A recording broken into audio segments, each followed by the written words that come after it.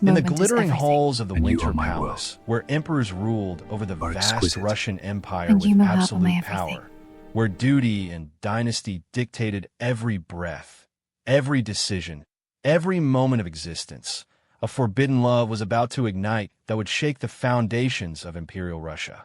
This is the story of Emperor Alexander II, the reformer who freed millions of serfs, and Catherine Dolgorukova, the young princess who captured his heart and refused to let go. A love story that began in secret whispers and ended in tragedy.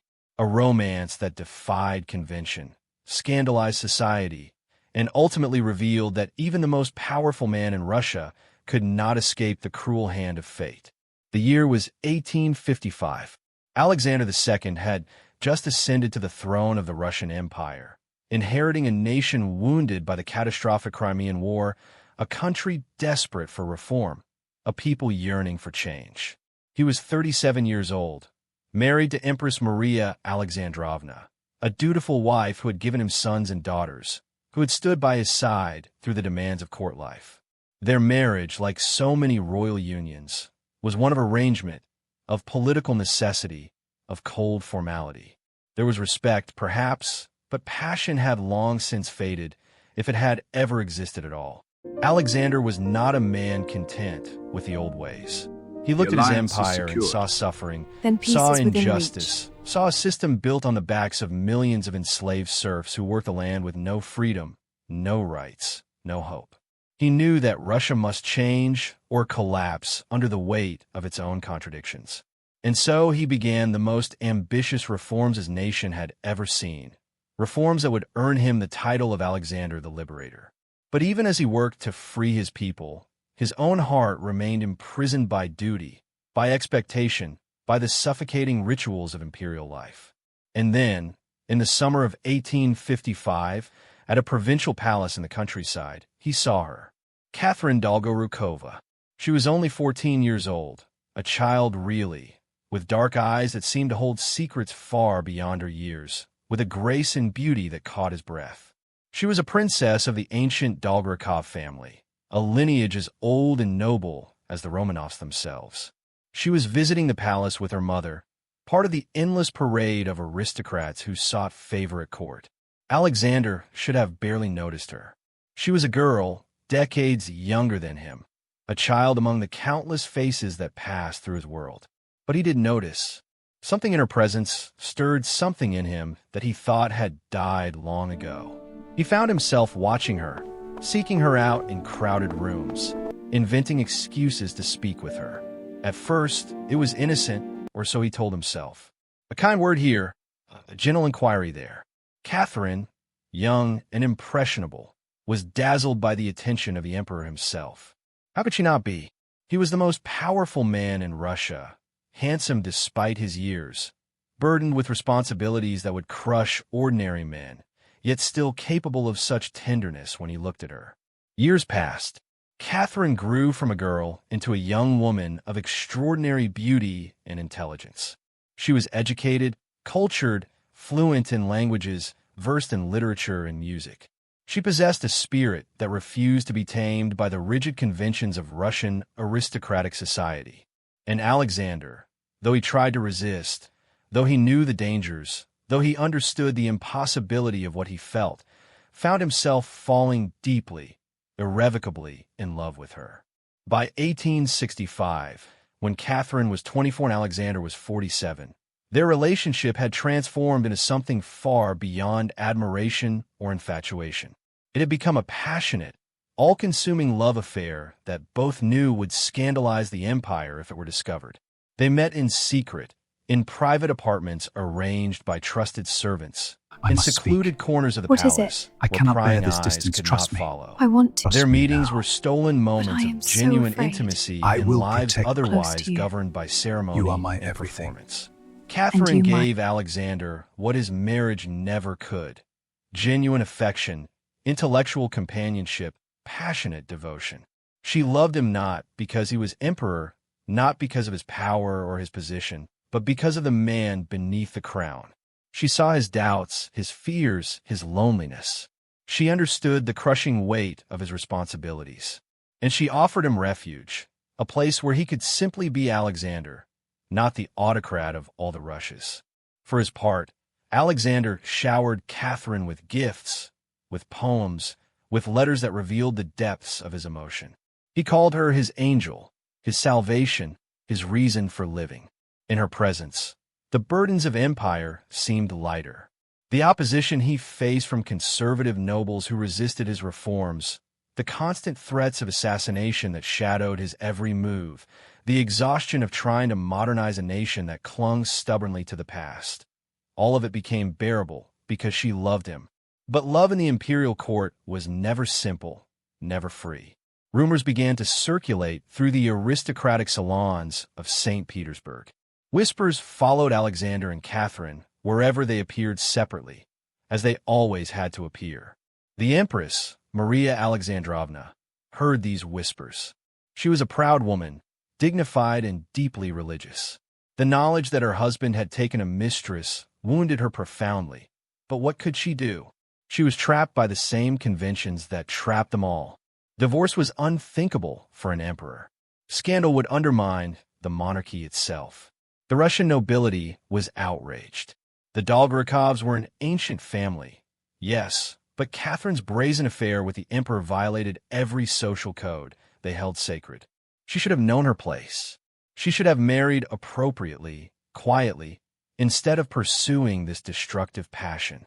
The conservative faction at court, already hostile to Alexander's reforms, seized upon his relationship with Catherine as evidence of his moral weakness, his unfitness to rule.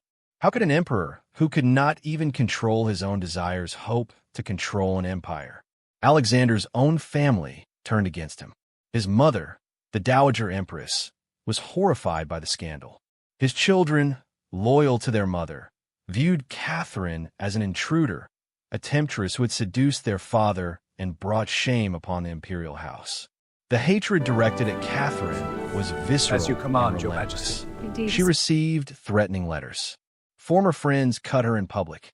She became the most reviled woman in Russia, blamed for everything from the emperor's political troubles to the moral decay of the aristocracy. Yet Alexander would not give her up. He could not. She had become essential to his existence. Even as revolutionary movements gained strength across Russia, even as the political situation grew increasingly dangerous, even as assassination attempts against him multiplied, he clung to this one source of genuine happiness in his life. The Russia that Alexander ruled was a nation in turmoil. His great reform, the emancipation of the serfs in 1861, had freed millions but satisfied no one. The former serfs found their freedom hollow, still bound to the land by crushing debts and lack of opportunity. The landowners felt betrayed, their economic power shattered. Revolutionary groups, particularly the Nihilists and later the organization known as People's Will, began to form in the shadows, dedicated to the violent overthrow of the autocracy. They saw Alexander not as a reformer, but as the symbol of oppression, and they wanted him dead. Poland erupted in rebellion in 1863, My lords and ladies, the forcing assembly is Alexander now to in send session. troops As you wish, to Your brutally Majesty. suppress the uprising. Wars with the Ottoman Empire drained the treasury and cost thousands of Russian lives. Internally, the empire was fragmenting along ethnic and religious lines. The balancing act required to hold this vast, diverse nation together while simultaneously modernizing, it was almost impossible. Alexander worked ceaselessly, trying to implement legal reforms, military reforms, educational reforms. He established local governing bodies called zemstvos. He reformed the judicial system. He genuinely tried, to drag Russia into the modern age. But every reform created new enemies. Conservatives thought he was destroying the traditional order that had sustained Russia for centuries. Radicals thought he was not going far enough, not moving fast enough. The middle ground where he tried to stand was a dangerous place, a target for hatred from all sides. And through it all, Catherine remained his sanctuary. In 1864, she gave birth to his first illegitimate child, a son. Then more children followed, each birth a fresh scandal, each child a living reminder of the emperor's adultery. Alexander ensured they were cared for educated, protected, but they could not be acknowledged publicly. Not while the Onward emperor still for lived, the Empire! not while the pretense of imperial propriety had to be maintained. The double life he led was exhausting. By day, he was the stern autocrat, the reforming emperor, the commander of armies. By night, he retreated to Catherine's arms, to the private apartment he had established for her in St. Petersburg, to the only place where he felt truly at peace. He wrote her letters every day when they were apart, sometimes multiple letters, pouring out his heart in words he could never speak publicly. Catherine, for her part, endured isolation and hatred with remarkable strength. She had sacrificed her reputation, her standing in society, her chance at a conventional life. She could have married well, had a respectable existence as a noblewoman. Instead, she chose love, knowing the cost, accepting the consequences. She raised their children in the shadows, always aware that her position was precarious, dependent entirely on Alexander's protection. Empress Maria Alexandrovna's health began to fail in the early 1870s. She suffered from tuberculosis, growing weaker with each passing year. She knew about Catherine, had always known, but she maintained her dignity to the end. She never publicly acknowledged the affair, never created a scene. She performed her duties as empress even as she coughed blood into lace handkerchiefs, even as she grew thin and pale and tired. Alexander was torn. He felt guilt for the pain he had caused his wife, genuine remorse for her suffering. But he could not stop loving Catherine. The heart, he discovered, does not bow to duty or propriety or guilt. It loves where it loves, consequence be damned. In 1873, there were more assassination attempts. The revolutionaries were growing bolder, more organized. Alexander traveled in armored carriages, surrounded by guards. But he knew that no amount of protection could keep him truly safe. Russia was becoming ungovernable, the forces of change and reaction locked in a death struggle that would not be resolved peacefully. And still, Catherine waited for him. Still, she hoped that somehow, someday, they might be together openly, without shame, without hiding. It seemed an impossible dream. Then, on May 22, 1880, Empress Maria Alexandrovna died. She was 55 years old, worn out by years of illness and heartbreak. She died with dignity, as she had lived, surrounded by her children, faithful to the end to the role she had been born and you, to my play. love, are ever the Russia charmer. expected a Always period for of you. mourning, of respectful grief, of time allowed to pass before the emperor considered remarriage. What Russia got instead shocked the empire to its core. Just 40 days after the empress's death, on July 6, 1880, in a small, private ceremony, Alexander II married Catherine Dolgorukova. 40 days, not even a customary year of mourning. It was a slap in the face to tradition, to the memory of the dead empress, to every convention of royal behavior. Alexander elevated Catherine to the title of Princess Yurievskaya, giving her and their children legal status at last. The reaction was explosive. The imperial family was furious, refusing to acknowledge Catherine as empress, though she technically held that title now. The court split into factions. Society ladies who had whispered about the affair for years now had confirmation of everything they had suspected and more. The speed of the marriage, the indecent haste, seemed to prove that Alexander had been waiting impatiently for his wife to die so he could legitimize his mistress. Catherine had finally achieved the recognition she had longed for, but it came at a terrible price. The hatred directed at her intensified. She was more isolated than ever, despised by almost everyone at court, blamed for dishonoring the late empress's memory. Her children, legitimized at last, were still shunned by Alexander's children from his first marriage. The imperial family fractured, poisoned by resentment and grief and scandal. Alexander tried to create a new life with Catherine, tried to enjoy the happiness they had fought so long to achieve. He settled property on her, ensured her financial security, spoke of perhaps changing the succession laws to allow their son to inherit the throne. But the political situation was spiraling out of control. The revolutionaries of People's had sentenced him to death. They had tried to kill him by blowing up the Imperial train. They had tried to detonate explosives in the Winter Palace itself, killing guards and servants in the attempt. Each time, Alexander survived by chance, by the incompetence of the bombers, by sheer luck. He knew his luck would run out. Every emperor knows that someday, somewhere, an assassin will succeed. It is the price of absolute power, the sword that hangs over every crown. Catherine begged him to be careful, to increase his security, to stop his predictable routes through St. Petersburg. But Alexander was fatalistic by this point.